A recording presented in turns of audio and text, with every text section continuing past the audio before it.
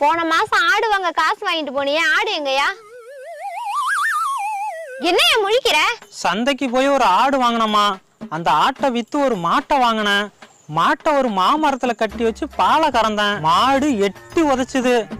மாமரம் உடைஞ்சு போச்சு, மாடு ஓடி போச்சு. கறந்த பாலை கொண்டு போய் ஒரு பாட்டிட்ட வித்தேன்.